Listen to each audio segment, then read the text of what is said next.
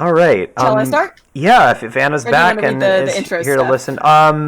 Yeah, sure. Well, I'll introduce this. So this is a FEC set. It is a fanfic for Anna's Times Apprentice musical, which is based on the ancestors, but it's basically serial numbers filed off ancestor fic with no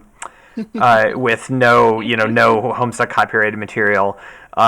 So we have Except hell Mind Thing. tag except Mindfang. Tags are hell yes, I finally finished the sequel. Coding sucks. Mythology, freeform, Times Apprenticed. It's the trauma, mental breakdowns, and thank you, Janaya, for getting the code to work. This is a tear not easily mended by Underlander from the Overland. Got that. Nailed it. Got it in one. Yeah. Who is in our chat with I us. made that name when I was 11 years old, and I've used it That's since. valid. So, Once I was 11 years old. summary. Time flowed differently when the god of time bestowed his favor on you, but it flows even more differently when you are a god of time, god of fate, god of destruction, never truly forgotten. Alrighty, take it away. Time flowed differently when the god of time bestowed his favor on you, but it flows even more differently when you are a god of time. God of fate? God of destruction? No, that's too simplistic. Time's more than that. Time is entropy, but it's also the grasping of order within that chaos. Time is ambiguity insofar as it describes the hazy cloud of possibilities surrounding each new universe. Time is progression, but not towards good or evil, but towards new.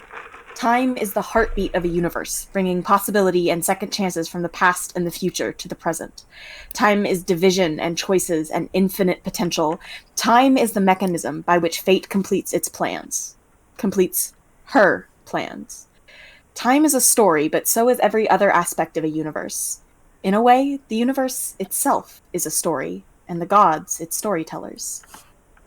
In every story there is truth and there is falsehood, for words cannot capture the nature of a reality any more than cupped hands can hold an ocean.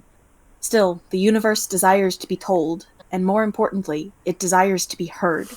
There's a spark of divinity in every story told and every story listened to, but most mortals cannot access more than a glimpse of this, even with psychic powers gifting them more knowledge than a mortal should have. Holding that truth is the role of gods, to tell and hear and be the messy story of a universe and its neighborhood of diverging timelines that spread like roots into the fertile void. For in each branch there is deceit, and in each branch there is truth. For in each branch there is something to be learned, and in each branch there is something to be made. For in each branch there is hope, and in each branch there is despair. For in each branch there is something to be won, and in each branch there is something to be lost. For the universe is alive, and it is evolving. Long after most of the gods depart back to their realms of sun-baked seas and shaded palaces and primordial possibility from which they mold their homes, Teresa remains behind. She sits on the edge of a cliff that plunges deep into a gorge, her legs dangling over the depths. Her heels scrape the stone. A faint crackle of the divine sparks down her arms. She knows it'll never leave this place. The power has embedded itself into the very fabric of reality. It's woven itself into the weft and sinks into the fibers until the only way to extract it would be to excise the design from the tapestry altogether. She knows she could do that. It'd be so easy just to reach into the center of reality itself and wipe this planet from the stars. She could start over elsewhere, on a planet that doesn't bear the scars of tyranny and battle, on a planet she doesn't have to mend and stitch together from scraps. She won't, though. She couldn't. Not without breaking every promise she made to herself, and not without dishonoring the pain and dignity of those who suffered and fought for a better world. This place will heal, and in time become a place of great significance, as any other gods-touched place must. First, though, it must settle. The wounds to the surface of the planet and the tears on the fabric of reality must slowly mend themselves.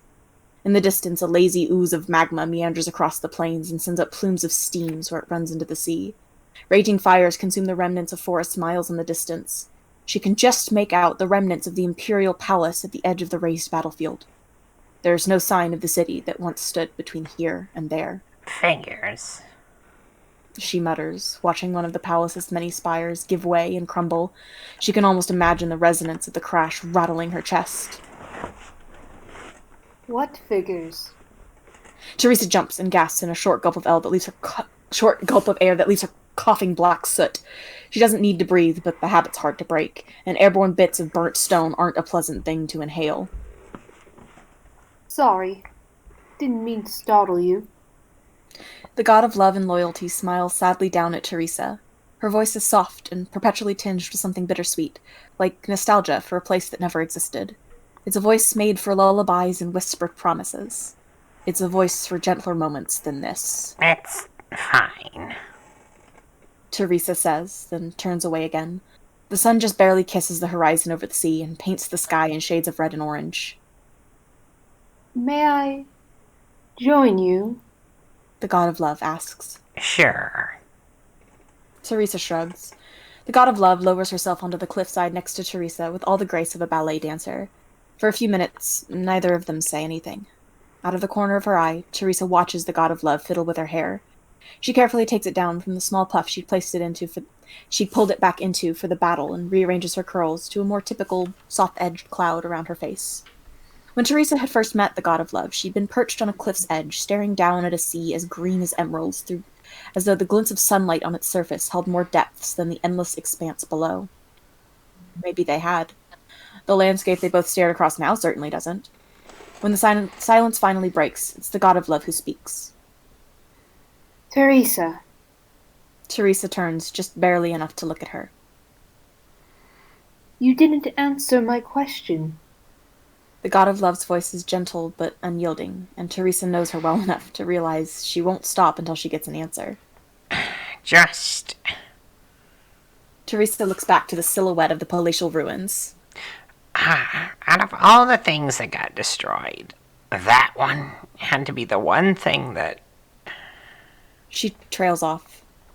She'd want to say something about it being the one thing that remained standing, but that really isn't it. The one thing that... The god of love prompts. Teresa shakes her head. I don't even really know where I was going with that. It's just that everything's destroyed completely except for that, and... And you don't know how to feel about it. Exactly. Teresa throws her hands into the air and lets the momentum carry her backwards. Her head knocks against the stone, and only a couple of hours ago that would have hurt, but apparently gods feel less pain, too. Great. Another thing to get used to. No wonder they're so fucked up. At least now that she's laying down, she can't stare at the palace. Instead, she sees the stars. And a moment later, she sees the god of love's face, just barely peeking into view. Her dark eyes are so sad, but they always are. Teresa never dared to ask why. Maybe she should. Maybe she will, but not now. Would you like to talk about it? She offers. I thought that's what we were doing. Teresa folds her arms under her head because while a stone pillow might not hurt, it isn't exactly comfortable either. The god of love nods slightly as if to say, I see your point, but she doesn't speak. A few moments pass. Teresa is the one who finally breaks the silence, and her voice is soft and small for once. It's done now. She says. He's gone, and I'm here. And I'm a god. And I know what I want to do, but I don't know how to do it. And then there's the Empress's fucking palace sitting there like it's taunting me, and I just feel so... She cuts herself off with a frustrated noise. So... The god of love echoes. So... Teresa pauses and scrubs at her face with the palms of her hands. So... angry. Teresa presses the heels of her palms into her eyes until they ache and spots of color appear in the darkness. No, not angry, furious. I don't know if I've ever felt this angry before, and I don't know if it's because becoming a god changed me somehow, or if everything he did broke me, or... Teresa's breath shudders for a moment. Or if it's just me. The god of love purses her lips and nods once. This is a lot. It could easily be overwhelming. You've had to endure so much only to have such a responsibility handed to you so suddenly. It's not surprising that you're angry about what's happened to you. I'm not angry for me. Teresa turns towards the god of loyalty, who at least has the decency to look taken aback. All the fucked up, overwhelming emotions clawing at the inside of Teresa's chest just tangle themselves up even tighter, and the fact that she can't even pick apart her own feelings just makes everything worse. I don't... That's exactly it. You don't. You didn't. You, all of you. Teresa slams her hands against the ground and shoves herself upright. None of you did. The god of loyalty looks even more wounded and confused than Teresa has ever seen. It's a far cry from her normal composure, and a twinge of guilt joins the maelstrom. None of us did... What? Anything. Teresa slams her hand into the ground again and feels the stone crack. She yanks her hand back with a hiss as something stabs her. The stone shard has lodged itself right in the big palm crease just under her pinky. She lets out a loud, almost feral scream, feral sound, somewhere between a groan and a scream, yanks the coin-sized shard from her hand, and throws it down into the ravine. You could have stopped him. You could have done something, anything, before he did any of this. You could have saved billions of lives, and saved even more from having terrible, fucked up lives, but you didn't. You just played in your tree houses, and sailed in your boats, and stared at your oceans for who knows how long. She knew. 17,402,981,147 years, 3 months, 10 days, 7 hours, and 21 seconds. And she spoke again. It was quieter. Still angry, but quieter. You could have stopped him. She says again. You could have stopped him before he killed all those people. Before he made me. For a second, she just sits there, almost trembling. Then slowly, the god of love wraps her arms around her and pulls her close. Why didn't you do anything? She asks, hating herself for how whiny and childish she sounds. She's an adult. She's a god. She shouldn't be throwing tantrums like this. You think we didn't try? The god of love asks. Teresa's silence is her answer. Teresa. We did. Not us. But other uses. Us's. Us. Whoops. No.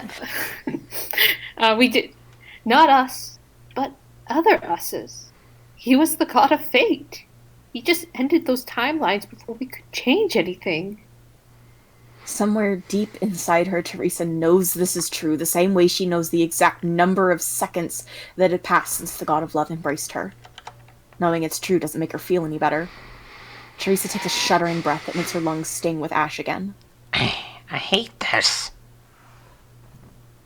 I'm sorry. The god of loyalty says. Waves crash against the distant shoreline as the last of the sun dips below it.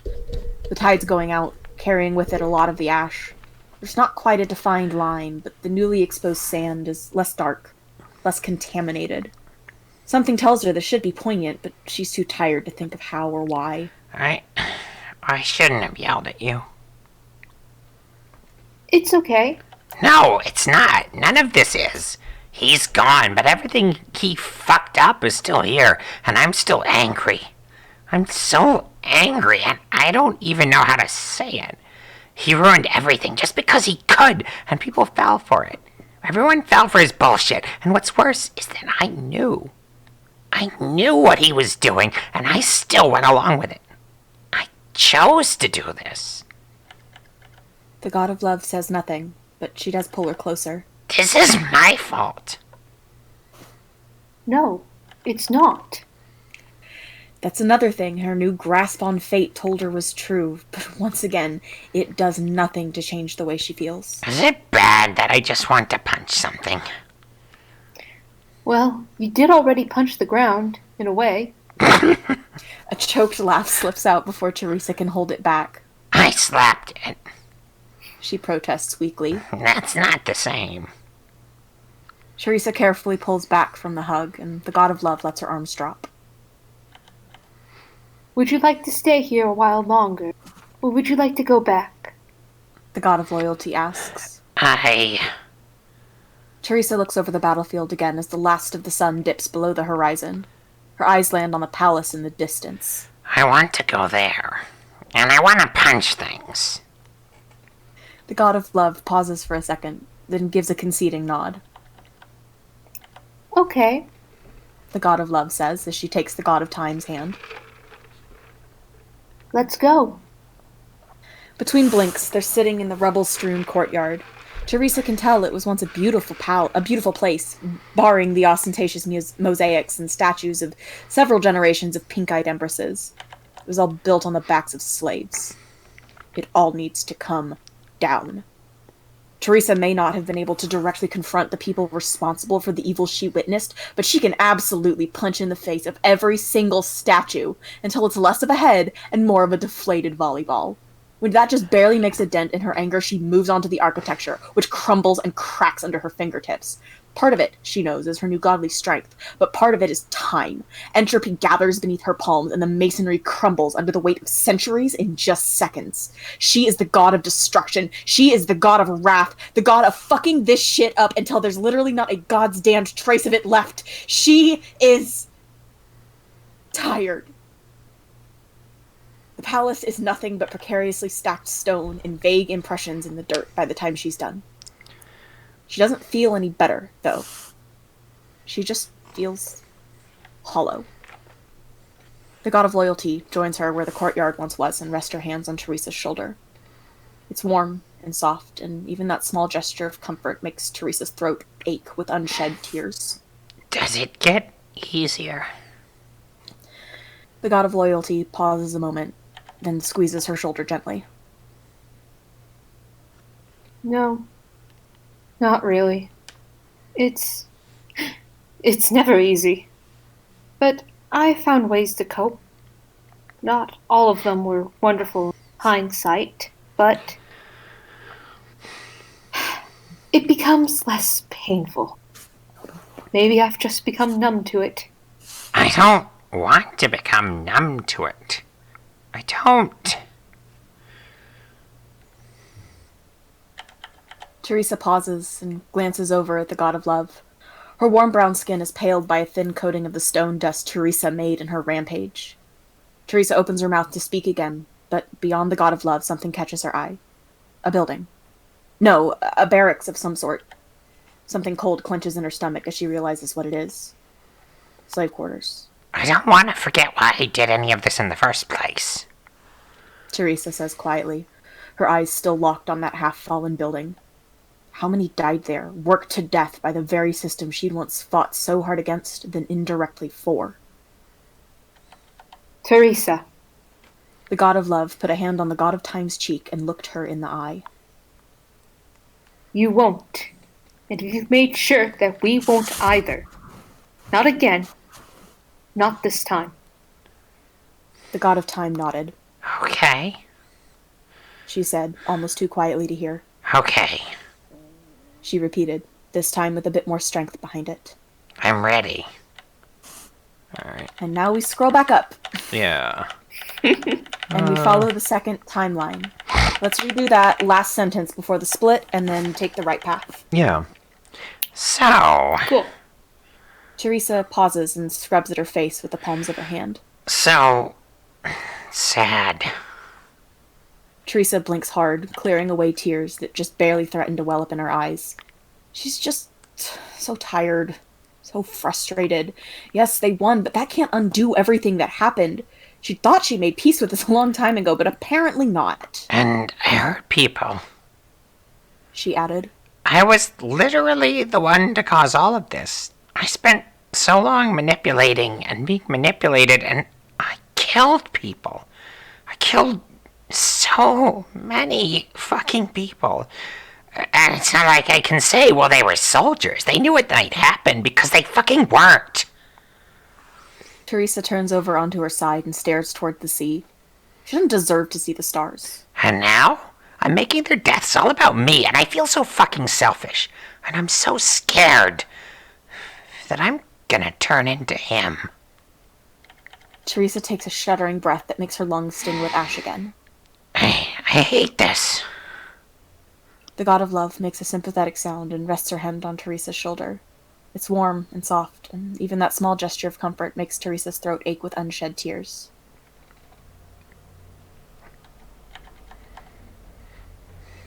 God of love? Oh, my bad. It's hard. The god of love says. This role, how everything changes. It's hard. Does it get easier?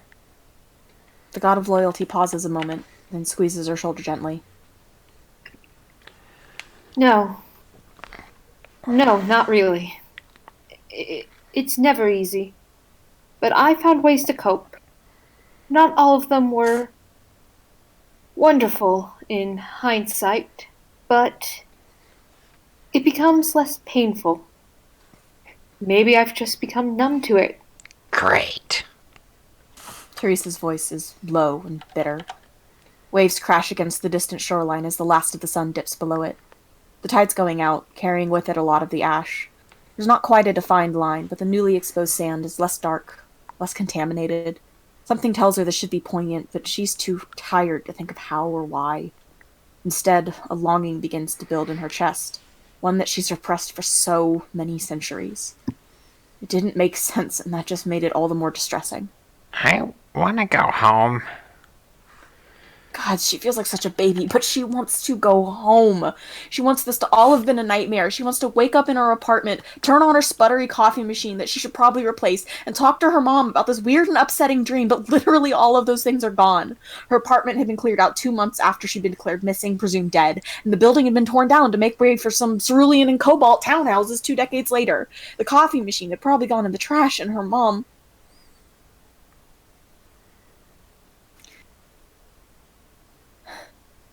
Tears begin to well in her eyes again, and this time she doesn't bother blinking them away. I know. The god of love half whispers. I don't want to do this.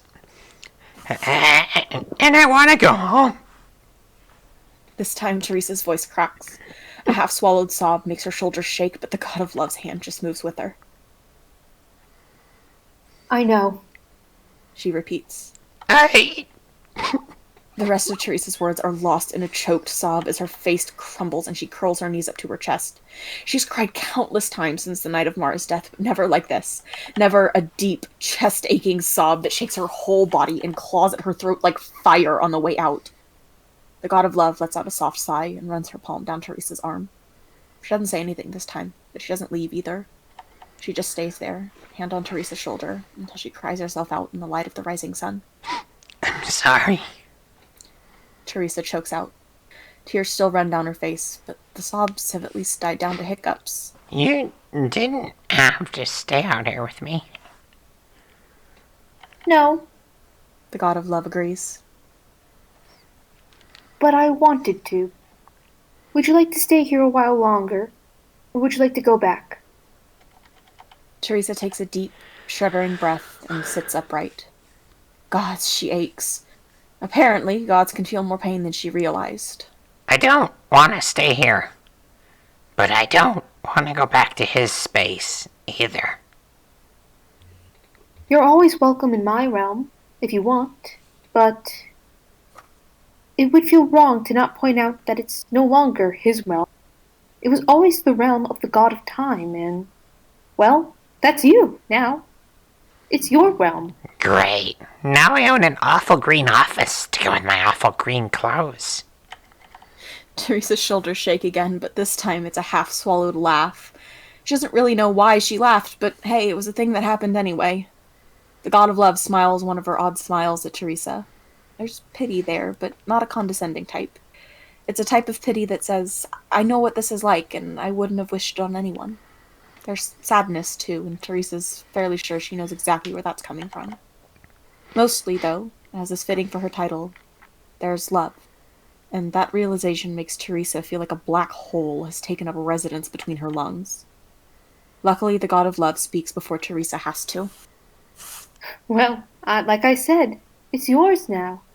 It shapes itself to your desires. And The god of love offers her hand to Teresa. something tells me you could use the Catharsis. Sorry, I read a headline like the catharsis of erasing his mark from the divine plane. It might help. Teresa knows she's right, but there's no spark of vindictive glee or anything. It feels more like resignation. Or maybe determination. Words can't quite capture any of these messy feelings, but it just feels right. Like it's the next step towards fixing this. Okay. That's God of Love. Yeah, sorry. The God of Time says as she takes the God of Love's hand. Let's go. Between blinks, they're back in the God of Time's office, sitting on a lime green rug in front of her former employer's equally garish desk. The overwhelming green of it all makes Teresa's eyes ache, but almost before she can even register that fact, it melts away into a blank whiteness that stretches infinitely in all directions, in all dimensions. Somehow within this blankness, something churns and fizzles. It crackles like the divine magic staining the battlefield, but that is mere half-erased marks compared to the angry churning potentiality of eternity contained within this nothingness. It makes Teresa's eyes ache even more than the office did. What would you like for your realm? The God of Love asks. Her voice somehow sounds both entirely muffled and like it's echoing from all directions at once. I don't know. Teresa says, and her voice sounds the same. What does a god need to be a god? Well, that depends on what the god wants to do, right? There are so many things Teresa wants to do, but her thoughts won't settle enough for her to corral them into some semblance of order. Up until now, she'd only had a single-minded focus on the completion of her plan, but now, without that focus, her mind sparks and fizzles in a way that makes her feel like she probably understands 204 and his uncooperative brain a bit more than she did a moment ago. She wants a better world. One where no one's killed for being different. One where people can pick their own destinies instead of having them decided by a genetic lottery. One without an empress to lord power over everyone else. She wants safety. She wants home. The bedroom her predecessor had given her had never felt like hers, even after all those centuries. She was always a visitor, borrowing Mara's space. Now she wants somewhere that's hers, without throwing away those memories. She wants warmth. She wants light. She wants whatever the exact opposite of lime green is. And this is where the timelines reconverge. Teresa opens her eyes to a massive cavern with a stained glass ceiling 100 feet up that casts bright splashes of color down to the floor below. Like the realm of her predecessor, there are bookshelves, but hers are carved directly into the opalescent walls in a ring around nearly the entire ground floor. There's no central desk here, no place from which to sit and impose her will. Instead, there are armchairs and love seats and sofas around coffee tables, and there's a long, stately table in the center of the room with dozens of chairs tucked neatly under it. Archways in the gaps between shelves open into large staircases that run within the walls, leading higher and deeper into the God of Time's new realm. Balconies dot the walls higher up, and pale vines with delicate flowers in nearly every color drape from the railings almost to the floor. Oh. The God of Time breathes. A small, almost disbelieving laugh escapes her. A library. I thought I was done with studying. Teresa, The God of Love says quietly, and the God of Time turns to look. One of the archways, the largest one, is open to the outside. It's not the same outside that shines through the daylight, or through the skylight. Instead, it opens to the top of a cliff overlooking a calm sea. Now that she's paying attention, the God of Time can just barely feel the faint sea breeze. On the horizon, she can just barely see the sails of ships. Oh. The God of Time repeats. A slow smile creeps across her face. I see. Never again will the gods be cut off from the world. Soon enough, one of those ships will come across Teresa's small island, and there they will find a god. She will not rule them, but she will guide them. She will share her story, and the story of all those who came before her to build the path on which she walks. Their stories will live forever here, in books and in the God of Fate herself, never truly gone, never truly forgotten.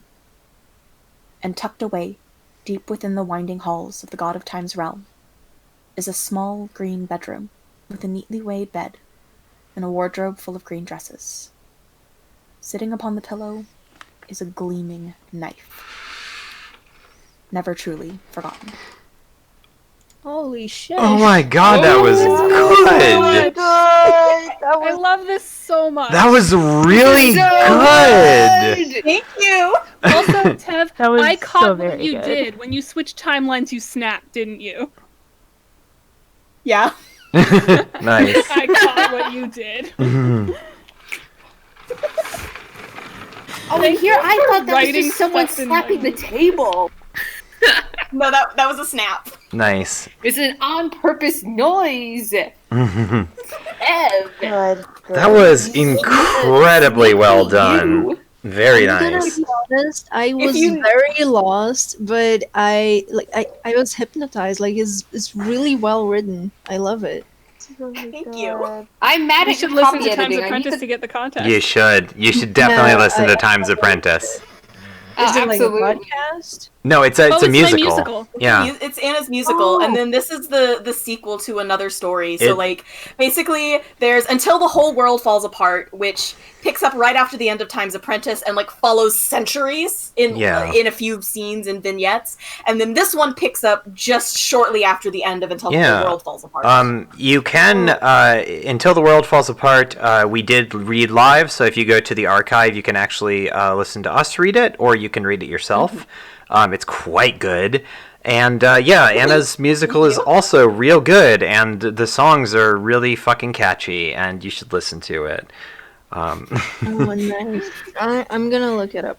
So, yeah. I thrive on positive validation, so I appreciate all the kind words. Sending you all the positive vibes. Very, very good work.